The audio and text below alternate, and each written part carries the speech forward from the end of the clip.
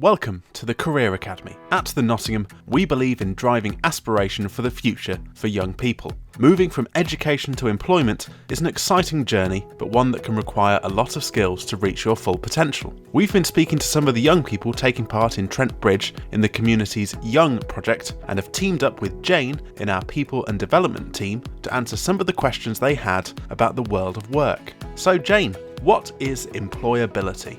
Okay, so employability is the ability to gain and maintain employment within a business. So employability is really just having a set of skills, knowledge, and understanding and personal attributes that would be attractive to an employer. So that could be things like qualifications, experience, and transferable skills that you could offer an employer. But one of the things that's often overlooked is actually behaviours, so a willingness to learn, approach, ability to work within a team and contribute. So they're the kind of key things that I would say sit under that employability umbrella. And what goes on a CV?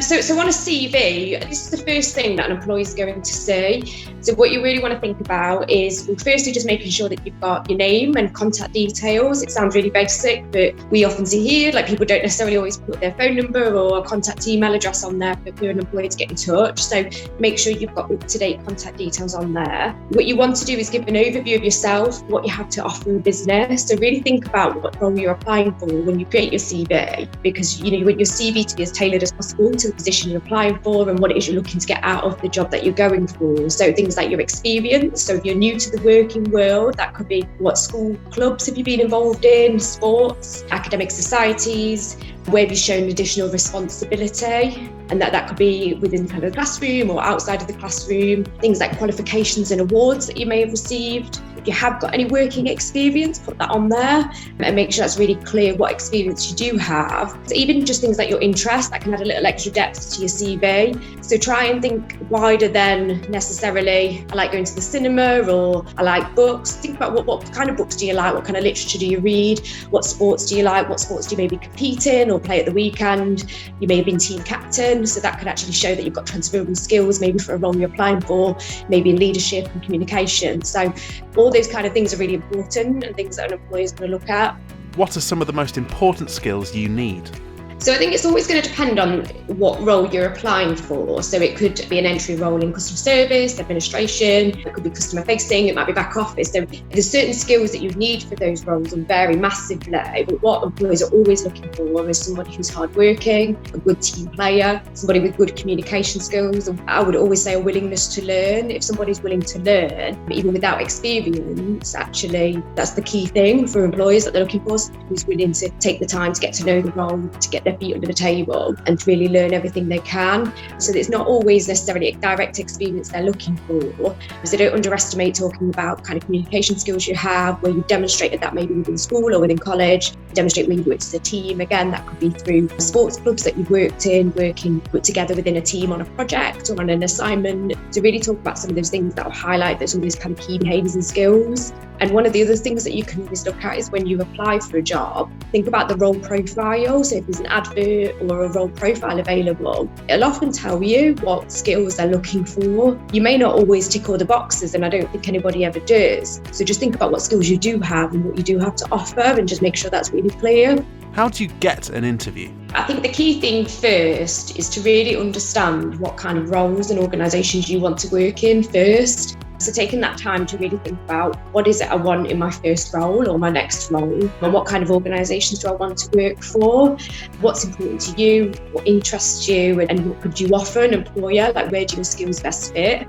So I think the key thing is once you've done that and you've identified the kind of organisations and the kind of roles you want to do, you can then tailor your application, your CV, your cover letter to fit what it is you're looking for and actually adapt that so that it's relevant to the organisation you're applying for and the role you're applying for. Organisations often get loads of applications and a lot of spam applications when people are applying for multiple roles. So if you target specific employers and roles of interest, it really shows that people have made an effort to write a covering letter, to do their research, to actually explain why it is they feel they're a good fit for that organisation or why they're interested. So one of the key things I would say, and that always impresses me, is when people take the effort to write a covering letter and explain why they're interested in working for that organisation, because actually most people don't. So that really makes you stand out and will certainly give you a better chance of getting an interview. But I would say don't be put off completely if you don't have all the skills listed in the advert as well. If you've got the transferable experience and you could learn, and it's a job you could learn on the go, then absolutely go for it. I would say don't limit yourself. I would also say if you can, depending on the role and the information available, try to get a call with the employer, talk about the role. You can maybe message them on social media and ask some questions. Again, it just shows that extra bit of interest and kind of following up. You might send the application and then follow up with an email just to say, thank you for considering my application, and maybe just chase up your application, because again, it just shows that extra bit of interest. And one of the other things I'd always advise is ask a friend to review your application before you submit it, just because actually it just makes sure that somebody's checked your CV over for spelling, grammar, just to make sure it reads well. So asking somebody to have a little look over that before you submit it as well will give you a better chance of putting forward a competitive application. What things do you need to prepare for an interview? So it's one of the key things that most employers will always ask, what do you know about the company? So the first thing I would always advise is do your research on the company, learn about them, what their values are, their history. So that information is usually available through the company website, online review sites, social media. There's so much information and content online.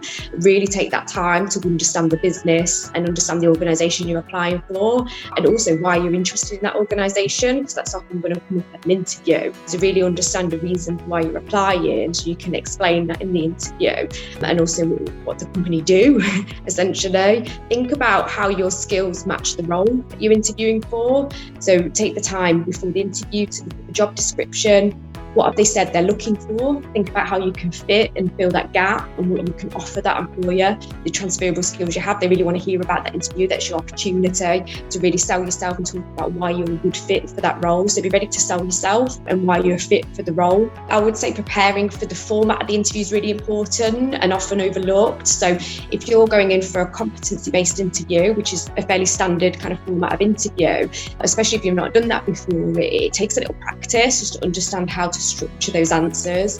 So really do your research online, look at quite common competency-based interviews, think about what questions might be asked for the role that you're applying for. So for example, if you're applying for a customer service role, think about what skills and things that look for and what they may ask, and just really think about that, the structure of your answers. Quite often they use STAR technique for competency-based interviews, so really do your research on that. If they ask for a presentation, again, take that time to prepare, practice it with a family member or friend, and just make sure that you're as prepared as you can be for the format, so that you're not thrown off on the day and that you have everything you need and you're fully understanding of what's going to come on the day. I would always advise having some questions prepared to ask the employer. So things like you could ask them what they enjoy about working there, how would they describe the culture, what are the 3 main priorities for the role in the first few months, what kind of learning and development is available if you're quite new to the world of work.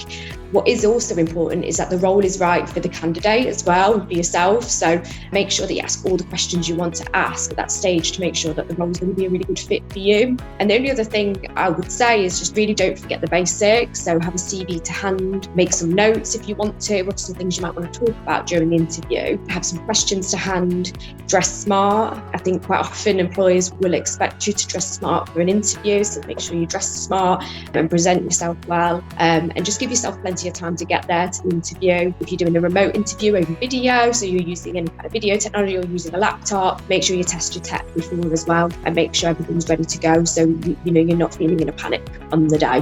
What is an interview like? The interview format can really vary depending on the employer. They'll usually be quite formal, professional, usually with at least 2 interviewers. So I'd expect there to be more than 1 person there. On occasion, you may have a panel interview, but I would imagine most of the time there'll be 2 people holding an interview. I think naturally interviews can be quite a nerve-wracking experience for anybody, no matter how much experience you have of interviewing. Interviews will always make you a little bit nervous. So the more you can prepare for an interview, the better. So all those things I spoke about before with regards to doing your research, preparing for the format of the interview, understanding the role you're applying for and why you think you're a good fit, will all put you in a really good space so that you feel as confident as you can on the day to deliver at your best. So when you're asked the questions, really think about what they've asked and take your time to answer, and just don't be afraid to ask them to repeat the question if you need a little bit more time, or to come back to that question at the end. So really, it's about making sure that you just take your time through that process and just be as prepared as you can. How can you stand out in an interview? To stand out in an interview, I think your first impression is when you send through your CV. So your employer's going to have your CV to hand. So make sure everything on the CV is true, is the first thing I would say. But also be very genuine, make sure there's good body language, good posture, eye contact with the employer. All those things will create a really good first impression. The things I've said before around doing your research, understanding the role you're interviewing for are really important. I've done many interviews during my career in recruitment, and the thing that always lets people down is when they don't know what the organisation do, or they don't even understand the role they've applied for.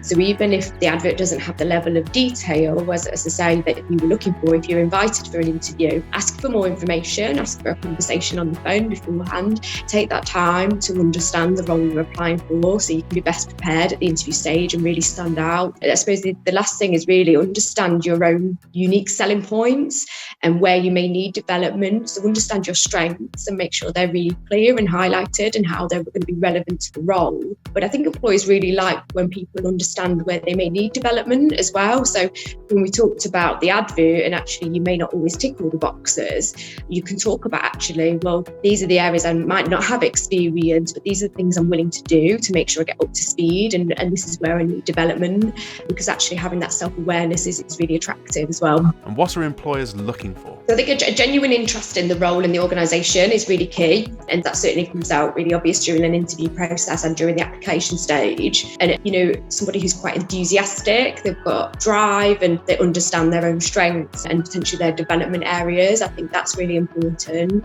So that again, that level of self-awareness is really key. Somebody with a positive attitude, so somebody who comes in with a very positive outlook. I think competency-based interviews can really show up some of those positive behaviours. So I think that's really an opportunity to show some of that during the interview. A willingness to learn and develop is really important. So again, we talked about this, you don't necessarily need to be the finished article, but actually if you're willing to learn and develop, then that's really, really important, and that's really key for that to come across. And as always, I think the thing that employers are always going to be looking for is somebody that's a team player. It's very rare you're going to be applying for a job where you're not going to have to interact with other people or work with a wider team. So if you can demonstrate that actually you're a really good team player, you're able to work well with other people, I think that's really important. Thanks, Jane. So there we have it. Hopefully that answered some of your questions on employability and how to boost your skills. Don't forget to visit the Career Academy at thenottingham.com.